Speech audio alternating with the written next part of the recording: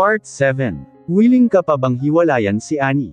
Tanong nito sa kanya. Napabuntong hininga siya. Mami, problema na namin iyon ni Annie at labas ka na doon. Nagkasundo na kami at isa pa ay hayaan nyo na lang kami. Sabi niya rito. Hindi pwede ang gusto mo, maagap na sagot nito sa kanya. Ni hindi man lang nito pinag-isipan ang naging sagot nito at basta-basta na lamang sumagot sa kanya. Kaagad na nagsalubong ang mga kilay ni Lucas nang wala sa oras.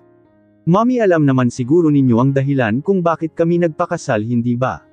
Dahil lang sa utang na loob ni Daddy at ni Lolo sa nanay ni Annie at hindi dahil sa mahal namin ang isa't isa. Natural lang na hindi maiiwasan ang hiwalayan dahil hindi naman nagiging masaya ang sapilitang pinagsama, hindi ba? Look at you and Dad, kayo ang pinaka-the best na halimbawa, tuloy-tuloy na sabi niya rito. Hindi pwede ang gusto mo, maagap na sagot nito sa kanya. Ni hindi man lang nito pinag-isipan ang naging sagot nito at basta-basta na lamang sumagot sa kanya.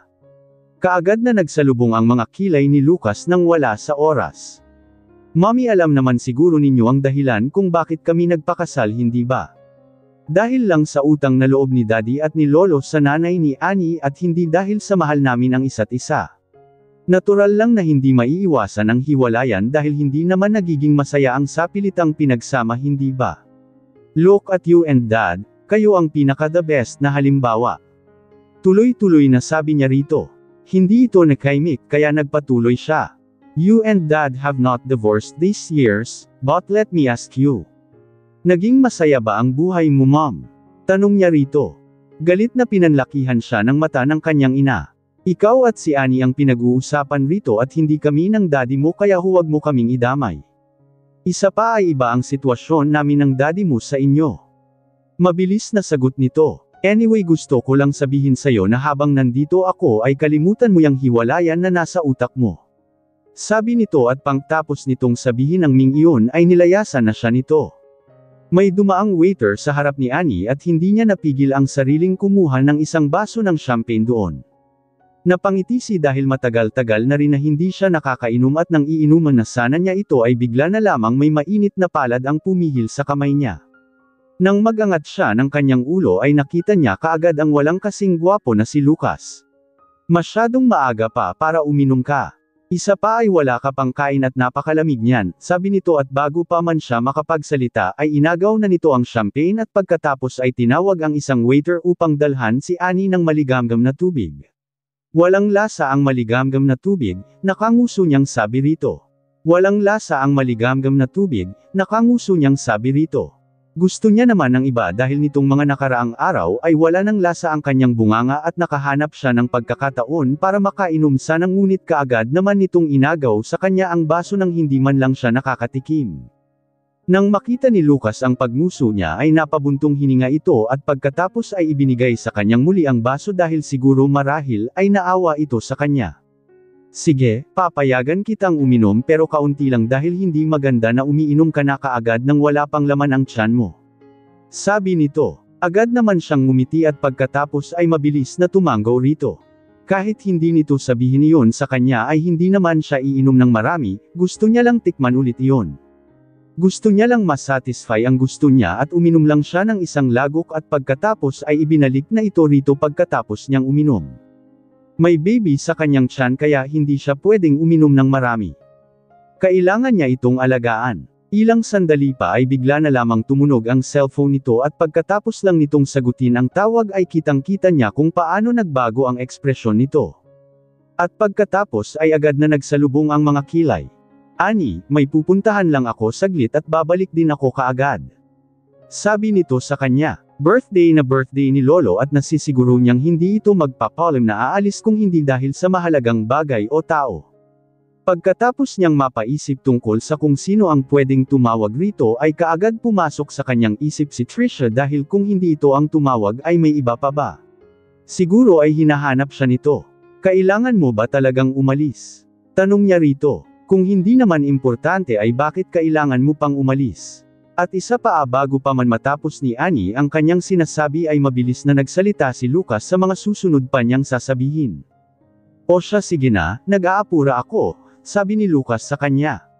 Hindi naiwasan ni Annie na hindi mapakuyom ang kanyang kamay. Isinagawa ang mga lab ni Trisha ngayon at hindi maganda ang mga resulta ng mga ito. Masama ang kalagayan niya ngayon, sabi nito sa kanya nang hindi siya sumagot. Tiningnan niya ito ng malamig at pagkatapos ay walang ganang sumagot. Okay, saad niya. Ayaw niya nang marinig pa ang mga susunod nitong sasabihin pa kung tungkol lang din naman kung paano ito mag-alala kay Trisha. Dahil nakapili naman na ito kung sino ba talaga ang mahalaga rito ay hindi na nito kailangan pang magpaliwanag sa kanya. Pagkaalis ni Lucas ay tumulong siyang bumati at sumalubong sa mga dumarating na mga bisita na mga kaibigan at ibang kamag-anak ng pamilya Montenegro.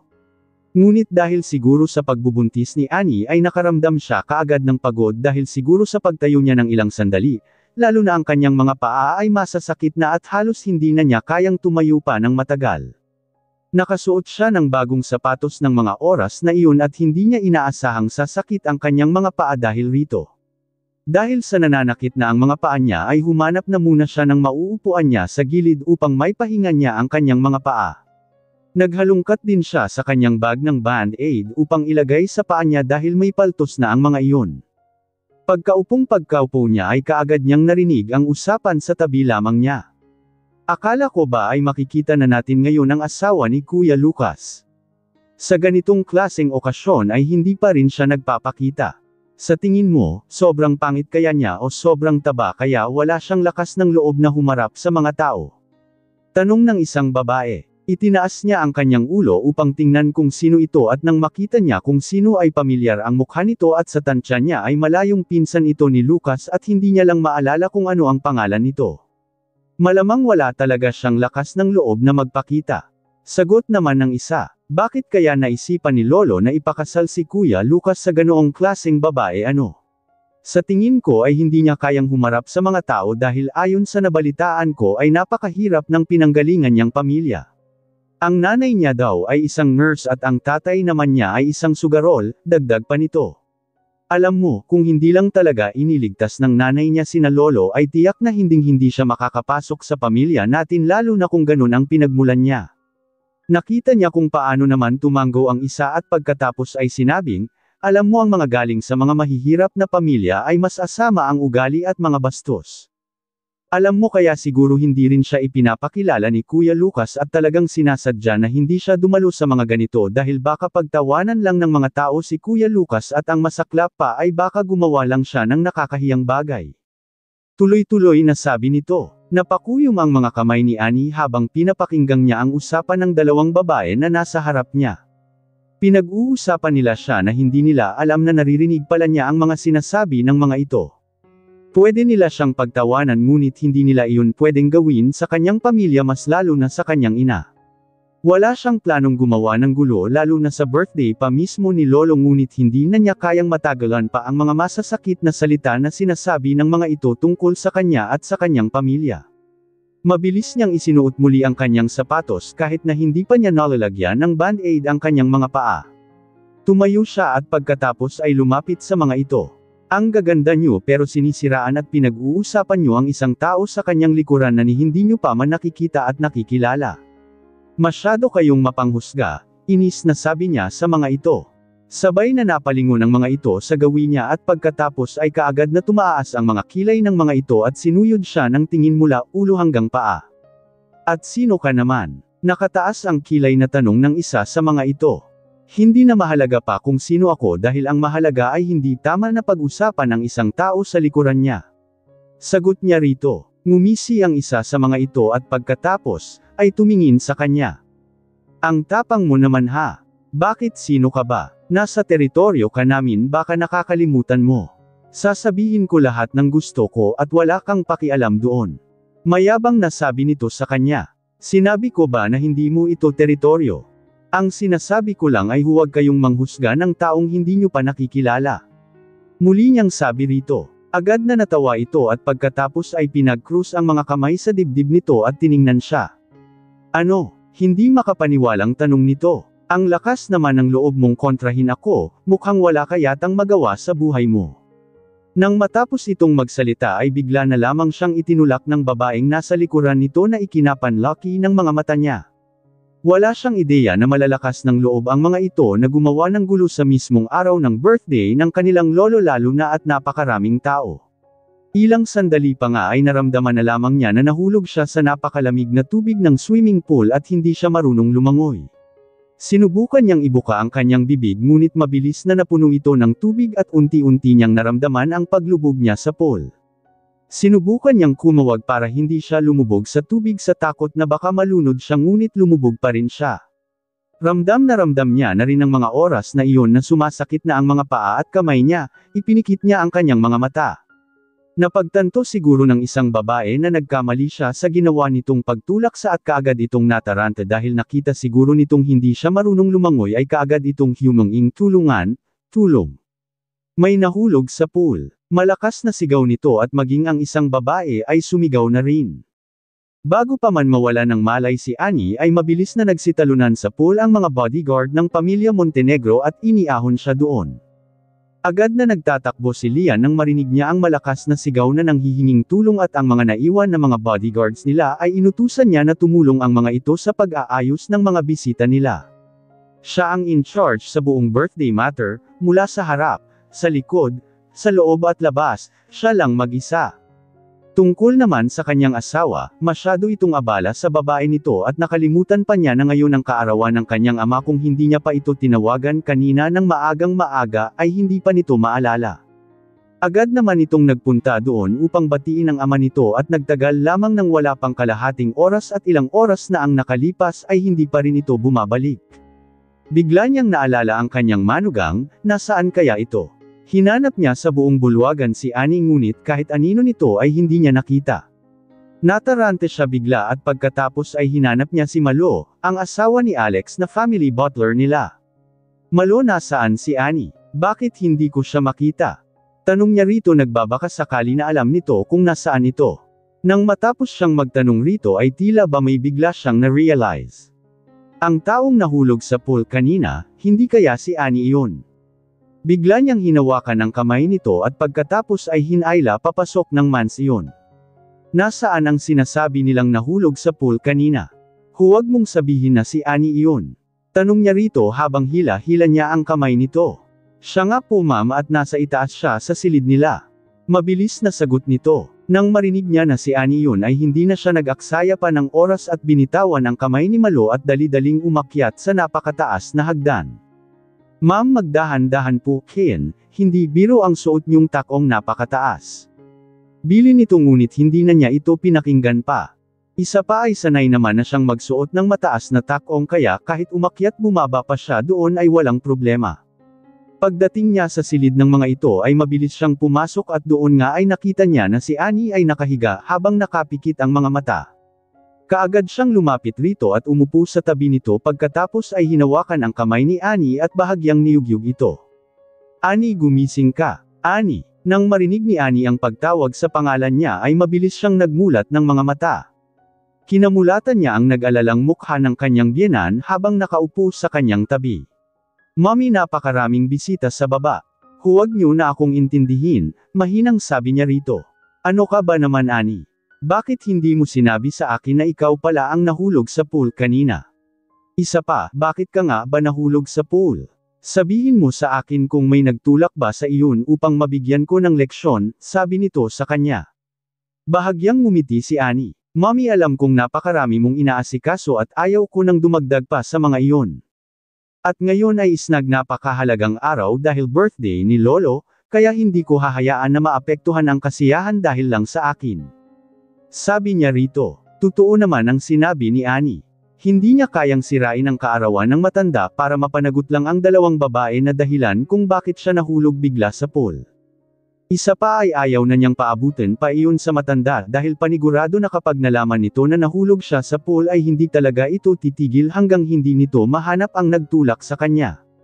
Isa pa, ang mga babaeng iyon ay kamag-anak din ng pamilya at kapag nangyari iyon ay baka magkaroon pa ng problema sa pagitan ng mga ito. Ayaw niyang mangyari iyon, sigurado siyang kapag nagkataon ay sira ang birthday party na iyon. Para sa kasiyahan ng matanda ay kaya niyang palampasin na lamang iyon. Nasaan si Lucas? Hindi biro ang nangyari sa'yo at wala man lang siya rito habang may nangyayari na sayong hindi maganda. Sabi nito sa kanya. Ang mga kasambahay na sumunod din sa kanyang biyenan at kay Tita Malo ay biglang nagsiyuko at niwalang gustong magsalita. Nanatili lamang silang nakatayo doon. Hindi niya napigilan ang sarili niyang sabihin rito kung nasaan si Lucas. Mommy, ang problem niya sa akin ay pupunta siya sa ospital dahil hindi raw maganda ang mga naging resulta ng mga exam na ginawa kay Trisha, sabi niya rito. Ano? Galit na tanong nito. Pareho talaga sila ng ama niya. May pinagmanahan talaga. Galit na honest nito at pagkatapos ay kaagad na dinukot ang cellphone sa bulsa nito. Mabilis na nagring ang tawag at nakakaisang ring pa lamang ay sinagot na nito kaagad. Hello ma'am, boses ni Lucas na mula sa kabilang linya. Kung nasaan ka man ngayon ay pwedeng bang bumalik ka na rito? Sabi ng ina nito. Mommy, sorry but I'm here at the hospital. Bago pa man matapos ni Lucas ang kanyang sasabihin ay pinutol na ito ng kanyang biyenan. Nahulog sa pool ang asawa mo at masama ang pakiramdam niya ngayon. Ano, uuwi ka ba o ako mismo ang pupunta dyan? Banta nito rito. Biglang napabuntong hininga si Annie habang hinihintay ang magiging sagot ni Lucas. Onwi kaya siya para sa akin? Tanong niya sa kanyang isip. Handa ba nitong iwanan si Annie para puntahan ako? Napakagat sa kanyang labi si Annie habang inaalala niya ang pag-aalala nito kay Trisha. Kahit minsan lang, kahit ngayon lang, pwede bang ako naman? Hindi nagtagal ay narinig nila ang sagot ni Lucas mula sa kabilang linya. Mommy, pwede bang ikaw na muna ang mag-alaga sa kanya? Alagaan mo muna siya para sa akin. Uuwi ako kaagad pagkatapos ng iba pang exam ni Trisha. Rinig na rinig niyang sagot ni Lucas. Lucas, ang asawa mo ang pinag-uusapan dito. Umuwi ka na kaagad at unahin siyang kaysa ang babaeng, hindi na nito natapos pa ang sinasabi nito dahil tuluyan nang ibinaba ni Lucas ang tawag. Ang lalaking iyon, tingnan lang natin pag-uwi niya. Inis na sabi nito at pagkatapos ay ibinalik sa bulsa ang cellphone nito. Samantalang siya ay naibaon niya ang kanyang mga kuko sa kanyang braso. Bumaon ang mga ito doon ngunit ang nakakatawa ay wala man lang siyang naramdaman na sakit o hapdi. Ito na siguro ang pagkakataon na sumuko na talaga siya. Sa kanilang dalawa ni Trisha ay nakapili na ito nang hindi man lang siya nito iniisip. Napakadelusyonal niya naman kasi masyado at umaasa pa siya na pipilin at uunahin siya nito kahit minsan lang. Nakapag-B* niya talaga. Dapat ay matagal na niyang alam ang sagot at hindi na niya kailangan umasa pa ng minsan dahil handa siya nitong pabayaan para lang sa babaeng minamahal nito. Nang makita siguro ng kanyang biyenan ang 1/5 kanyang stir ay kaagad nitong hinawakan ang mga kamay niya at marahang pinisil ang mga ito. Huwag kang mag-alala, hiha, pag-uwi niya ay ako ang bahala sa kanya. Sinisiguro ko sayo na magtatanda siya sa ginawa niyang pag-una sa babaeng iyon. Magpahinga ka na lang muna, malambot ang ekspresyong sabi nito sa kanya. Salamat mommy, mahinang sabi niya. Sa puntong iyon ay bigla na lamang silang nakarinig ng katok sa pinto. Mabilis niyang inabot ang kamay ng kanyang biyenan. Mommy, huwag na kayong mag-alala, okay lang po ako dito, kailangan ko lang pong magpahinga. Isa pa ay napakaraming bisita sa labas at alam kong walang ibang mag-aasikaso sa mga iyon kung hindi ikaw, nakangiting sabi niya rito. Sige, bababa na muna ako at kung may kailangan ka ay sabihin mo lang sa kanila, tuloy nito sa mga kasambahay na nakatayo malapit sa kanila. Sige po, sabi niya rito at pagkatapos ay ngumiti ito sa kanya at mabilis na tumayo at lumabas sa silid niya. Pagkalabas nito ay sinabi niya sa mga kasambahay na nakatayo malapit sa kanyang na bumalik na muna sila sa mga ginagawa nila dahil matutulog na muna siya. Ilang sandali pa ay sunod-sunod na nagsilabasan ang mga ito at naiwan siyang mag-isa sa silid. Sa isang iglap ang kanilang silid ay nabakant at tanging siya lang ang nasa loob mag-isa. Naramdaman niya ang sobrang lamig na umaabot hanggang sa kalamnan niya at tila mas lumamig pa lalo dahil sa nakasinding aircon. Wala siyang nagawa kundi ang mapayakap sa kanyang sarili at pagkatapos ay napaupo sa kama at niyakap niya ang kanyang tuhod at ipinatong niya ang kanyang ulo sa kanyang tuhod at nakatitig sa kanyang harapan. Hindi niya alam kung ano ang tinitingnan niya dahil nanlalabo ang kanyang paningin at ramdam niya ang kanyang puso na tila ba gusto niyang maiyak pero walang luha na tumulo sa mga mata niya. Hindi niya tuloy alam kung manhid na ba siya. Napalingon siya sa labas ng bintana, maganda naman ang sikat ng araw pero giniginaw siya. Mabilis niyang hinubad ang jacket niya at pagkatapos ay nahiga sa kama at binalot ang sarili sa kumot. Ngunit sa kabila ng pagbalot niya sa sarili niya sa kumot ay giniginaw pa rin siya at ilang sandali pa ay nag-umpisa ng manginig ang kanyang katawan dahil sa lamig. Bigla niyang pinagkiskas ang kanyang mga palad upang kahit papano ay maibsan ang ginaw na nararamdaman niya ngunit wala pa ring epekto. Intlagay niya ang kanyang mga kamay sa kanyang pinggi at doon niya naramdaman na tila ba kasing lamig ng yelo ang mga iyon. Bigla tuloy niyang naalala na kapag giniginaw siya dahil malamig sa gabi ay lumalapit siya kay Lucas ngunit wala siyang lakas ng loob na yamakap rito. Tumatabi at lumalapit lang siya sa katawan nito at tanging ang paglapit lamang ang nagawa niya hindi ang yamakap. Ngunit sa tuwing lumalapit siya sa katawan nito ay umiinit ang pakiramdam niya at nakakatulog siya ng mahimbing nang hindi na nakakaramdam pa ng pagkaginaw pero ngayon ay kalahating oras na siyang nakahiga at nakabalot sa kumot ngunit giniginaw pa rin siya. Napatitig siya sa kisame na dilat pa rin ang kanyang mga mata at hindi man lang makaramdam ng antok. Biglang nagring ang kanyang cellphone na nakapatong sa drawer sa tabi ng kama. Mabilis niya itong inabot at nakalagay sa screen ang pangalan ng tumatawag, ang kanyang asawa. Nang makita ang nakasulat ang mga luha na kanina niya pa pinapalabas ay bigla na lamang tumulo sa kanyang mga mata. Naramdaman niya ang mainit na likido hanggang sa kanyang tenga. Ngunit habang nakatitig sa nagri-ring na cellphone ay sinabi niya sa kanyang sarili na hindi siya pwedeng umiyak, hindi siya dapat umiiyak. Bigla siyang napabangon at napasandal sa headboard ng kama habang nakatitig pa rin sa kanyang cellphone. Pakiramdam niya ay ang pangalan ni Lucas ay tila ba susi sa tangke dahil nang makita niya ito ay kaagad na bumuhos ang kanyang mga luha. Hindi niya nakayang kontrolin ang mga ito at nagunahang bumagsak sa kanyang mga mata at hanggang sa tumulo pa nga, ang mga ito sa screen ng kanyang cellphone. Nakatitig pa rin siya rito at hindi pa rin niya sinasagot ang tawag nito. Napakagatlabi siya hanggang sa gamit ang nanginginig niyang mga kamay ay pinindot niya ang answer button upang sagutin ang tawag nito. Inilagay niya ang kanyang cellphone sa kanyang tenga at ilang saglit pa ay ang pamilyar na tinig ay narinig niya mula sa kabilang linya. Kamusta na ang pakiramdam mo? Bungad nito. Okay na ako. Sagot at pilit na pinagtatakpan ng tunay na nararamdaman niya. Magpahinga ka na muna at matulog. Maya-maya lang ay nandyan na ako. Sabi nito. Hindi siya sumagot kaya pawang katahimikan lamang ang namagitang sa kanila hanggang sa narinig niya mula sa background ng tawag ang boses ni Trisha. Lucas, gusto kong kumain ng grapes. Pwede mo bang akong ipagbalat? Masuyong tanong nito rito. Bigla niya tuloy naisip na tila ba alam nito na siya ang kausap ni Lucas at sinasadya talaga nitong iparinig sa kanya ang mga iyon. Sure, basta ikaw, sagot naman rito ni Lucas. Pagkatapos sumagot ni Lucas rito ay muli niyang narinig ang tinig nito. Kung wala ka namang kailangan ay papatayin ko na ang tawag. Sabi nito sa kanya. Kung dati ay kaagad siyang sisigot rito nang sige ngayon ay hindi niya ginawa. Lumunok siya at pagkatapos ay huminga ng malalim. Hindi niya alam kung anong pumasok sa isip niya pero, tila ba nagkaroon siya ng lakas ng loob na sabihin rito ang nararamdaman niya. Wait, sabi niya at pagkatapos ay mas inilapit niya pa ang kanyang cellphone sa kanyang tenga. Giniginaw ako at binalot ko na ang sarili ko sa kumot at pinipilit na ibsan ang lamig na nararamdaman ko pero mukhang hindi ito effective. Kailangan ko ng yakap mo para hindi ako ginawin.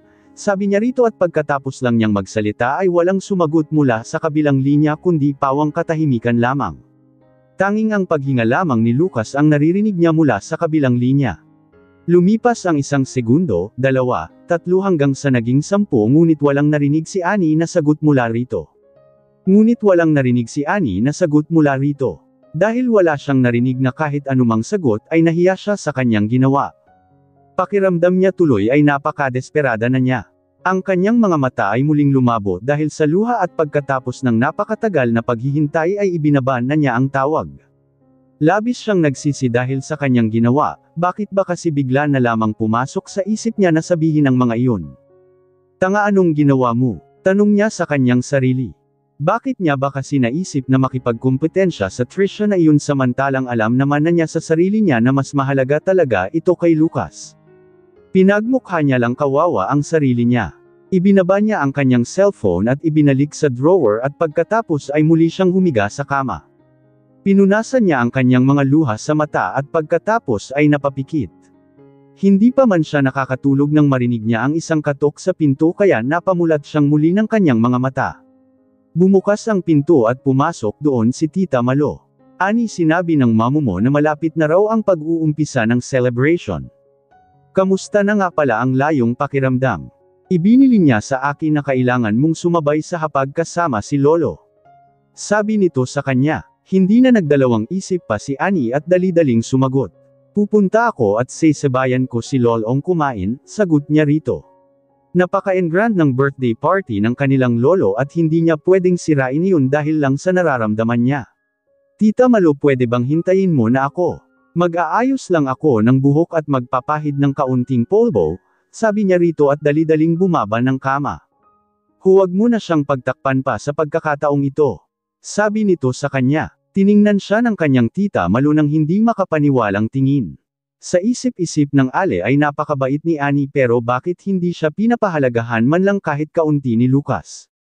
Kung tutuusin ang ganoon din ang naging sitwasyon ng ama ni Lucas at ang ina nito, ngunit magaling ang mommy ni Lucas dahil sa kabila ng lahat ay kaya niya paring humarap sa mga tao bilang asawa ni Alejandro Montenegro kahit na nahuhumaling na ito sa iba. Sa pagkakaalam niya kasi ay ipinagbili ng ina ni Alejandro kay Lia na ang pagiging mag-asawa ay hindi dapat masira ng kahit ano paman at maging ang ama ni Alejandro ay ganoon din ang sinasabi, kaya't nang mamatay ang matandang babae ay hindi na naghanap pa ng iba pang makakasama sa buhay ang matandang lalaki. Ilang sandali pa ay binalik ni Ani ang kanyang cellphone sa tabing kanyang kama at ilang ulit na tinawagan si Lucas. Hindi nagtagal ay sumagot na rin ito sa wakas, ngunit laking gulat niya nang si Trisha ang sumagot ng tawag. Hindi niya inaasahan na si Trisha ang sasagot ng tawag niya kaya hindi niya maiwasang hindi mapanatong sa kanyang isip. Anong nangyari? Bakit si Trisha ang sumagot? Hindi ba ay sabi niya ay pogi na siya? Pero bakit? Hindi kaya may plano itong dalhin si Trisha sa birthday party ng lolo niya. Kung ganun nga ay paano siya? Biglang nataranta ang puso ni Ani at hindi niya alam kung ano ang gagawin niya ng mga oras na iyon. Nagpasya si Lucas na dadalhin ito doon si Trisha dahil hindi niya ito matiis. Huwag nitong sabihin na ipakikilala na nito si Trisha sa lahat ng kamag-anak nito. Pero paano siya? Ano ang magiging papel niya doon at ano siya ni Lucas kapag nagtanong ang mga tao kung sino siya? Agad na nawala ng kulay ang mukha ni Ani at ramdam niya na tila ba nawawalan siya ng lakas bigla at hindi sinasadyang dumulas ang hawak niyang cellphone sa kanyang kamay at nahulog sa sahig nang wala sa oras. Agad siya nilingan ng kanyang Tita Malo at pagkatapos ay mabilis na lumapit sa kanya nang makita nitong namumutla siya. Iha, anong nangyari? Bakit ganyan ang mukha mo? May sinabi ba sa iyong hindi maganda si Lucas? Nag-aalalang tanong nito at pagkatapos ay yumuko upang pulutin ang nalaglag niyang cellphone sa sahig. Umiling siya at pagkatapos ay tiningnan ito. Wala naman po tita, nauutol na sabi niya rito. Panipi. Kailangan ko po munang pumunta sa banyo, sabi niya rito at agad-agad na tinalikuran ito. Ni hindi niya narinig ang naging sagot nito dahil sa kanyang pagmamadali. Samantala ay salubong ang kilay na sinundan siya ng tingin ni Malu habang hawak-hawak ang cellphone niya at pagkatapos ay napailing na lamang.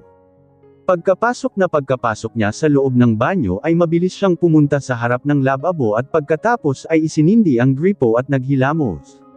Malamig ang tubig na tumutulo doon at naghilamos siya nang naghilamos at halos hindi na niya alam kung ilang beses siyang naghilamos ng oras na iyon. Nang maramdaman niya na halos namanhid na sa lamig ng tubig ang kanyang mukha ay mabilis siya tumigil at pagkatapos ay inipon ang kanyang buhok gamit ang isa niyang kamay at tiningnan ang sarili niyang refleksyon sa harapan ng salamin.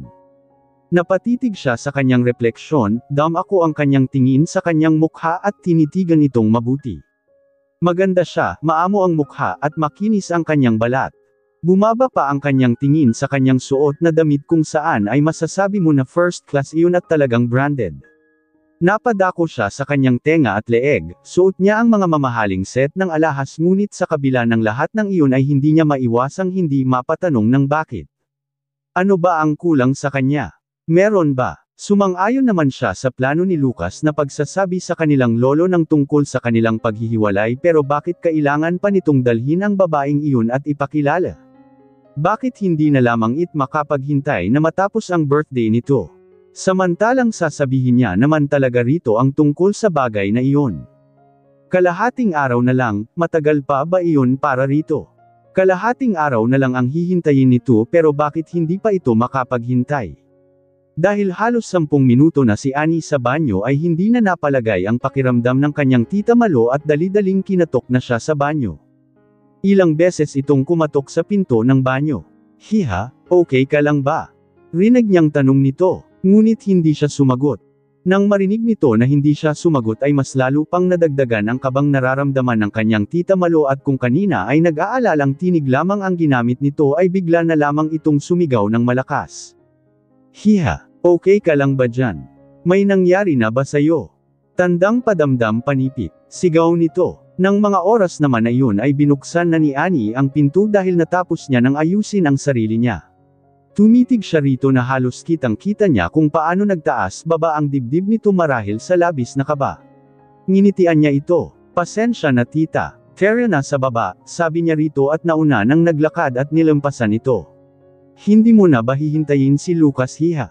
Habol nito sa kanya at pagkatapos ay sinabayan siya sa kanyang paglalakad.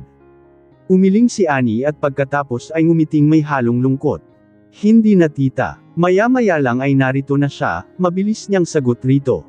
Isa pa ay hindi na niya ito kailangang hintayin. Kanina habang nasa loob siya ng banyo ay pinag-isipan niyang mabuti kung bababa ba siya at haharap sa mga tao. Naisip niya rin na kapag tumanggi siyang bumaba ay pwede naman pero naisip niya na kapag hindi siya bumaba ay tiyak na hahanapin siya ng matanda at kapag hindi siya nito nakita ay baka magtampo ito. Isa pa ay ayaw niyang mangyari iyon dahil sa binabalak niyang pagsasabi rito bukas ng tungkol sa pagdidiborsyo nila ni Lucas kaya bumaba siya. Tayo ka naisip niya rin na kung sakali mang iharap ni Lucas si Trisha sa mga tao at hindi siya nagpakita ay magmumukha lamang siyang talunan kapag nagkataon. Ayaw niyang maging katawa-tawa sa harap ng iba kaya taas noo siyang bababa kahit na makakita siya doon ng ikakasakit ng damdamin niya. Alam niya at sigurado siya na masasaktan talaga siya kapag nakita na niya si Lucas at Trisha na magkasama lalo na sa harap ng maraming mga tao at makikita ng mismong dalawang mata niya pero wala siyang pagpipilian. Pagkababa niya sa mahabang lamesa ay nakita niya kaagad ang dalawang bakanteng upuan sa tabi ng kanilang lolo at halos lahat na ng upuan ay okupado na bukod sa dalawang bakante. Mabilis niyang inilibot ang kanyang mga mata sa paligid at halos lahat ng mahahalagang tao sa buhay ng kanilang lolo ay nakaupo na, kaya nasabi niya na ang dalawang bakanteng upuan na iyon ay nakalaan para sa kanila talaga ni Lucas. Sinulyapan ni Annie ang bakanteng upuan sa kanyang harapan, dahil nga bakante pa ito ay mukhang hindi pa nga ito dumarating hanggang sa mga oras na iyon. Dahil nga nakatayo na siya sa tapat ng upuan at sa tabi lamang ng kanilang lolo ay kaagad siya nitong nakita at pagkatapos ay hinuwakan nito ang kamay niya. "Ihahalika na at maupo ka rito sa tabi ko," nakangiting sabi nito sa kanya. Mabilis niya itong sinuklian ng ngiti at pagkatapos ay tumango bago nga siya tuluyang umupo sa tabi nito. Nang makaupo si Annie ay hindi naiwasan ng matanda na mapasulyap sa katapat niyang upuan kung saan ay bakante pa ito. Kumunat ang noo nito at pagkatapos ay napasimangot na nagtanong. "Nasaan si Lucas? Bakit wala pa siya? May pinuntahan ba siya o may ginawa?" Sunod-sunod na tanong nito sa kanya habang nakatitig sa bakanteng upuan. Agad naman na inabot ni Annie ang kamay ng matanda at pagkatapos ay ngumiti bago siya sumagot rito. "Lolo, ang totoo niyan ay umalis siya dahil sa isang napakahalagang bagay para sa kumpanya.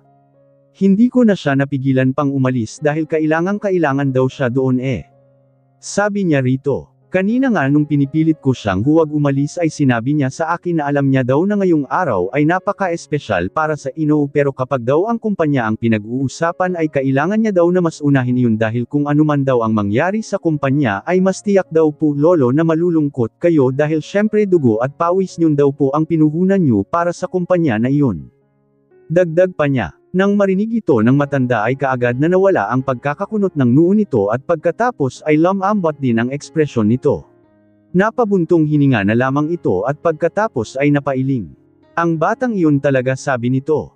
Yuyuko sana si Kathy nang mapadako ang tingin niya sa pinakadulo ng lamesa kung saan may kausap itong babae at nakita niya kung paano ngumiti ang matanda. Bahagya siyang nagulat nang mamukhaan niya ang babaeng kausap nito. Walang iba kundi ang babaeng itinulak niya sa pool kani-kanina lang. Habang nakatitig sa mga ito ay hindi niya maiwasang hindi makaramdam ng sobrang galit. Nagulat siya nang bigla na lamang may nagsalita sa tabi niya at halos mapatalon pa siya sa sobrang gulat kaya napalingon siya rito. Sino ang babaeng iyon na nasa tabi ni Lolo?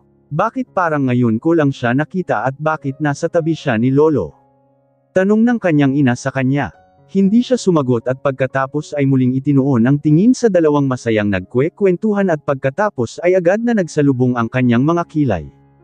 Umismid ang kanyang ina na nasa kanyang tabi at pagkatapos ay pinag-cruise ang mga kamay sa dibdib. Tingnan mo ang babaeng iyon, napakalapit niya sa lolo mo at nakakausap pa hindi lang basta katabi.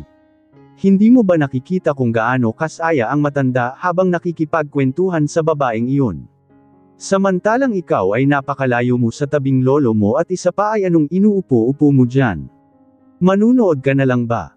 Hahayaan mo na lang ba ang babaeng iyon sa tabi niya? Wala ka man lang bang gagawin at hahayaan ang sampad na kagaya niya kung sino man siya? Sabi nito sa kanya na ikinairap niya at ikinakuyom ng mga kamay niya. Pwede ba mami, tumahimik ka nga? Sa tingin mo talaga wala akong gagawin? Umirap siya. Tay ka paano mo nasabi na wala akong ginawa para mapalapit kay lolo? Tanong niya rito. Agad na nagsalubong ang mga kilay nito. What do you mean? Tanong nito at pagkatapos ay lumapit sa kanya. Bum-ontong hininga siya at pagkatapos ay napakuyom ang mga kamay. Kanina ay doon ako unang umupo pagkatapos kong malaman na doon siya uupo pero noong nakaupo na ako at dumating siya ay pinaalis niya ako doon. Mas lalong humigpit ang pagkakakuyom ng mga kamay niya.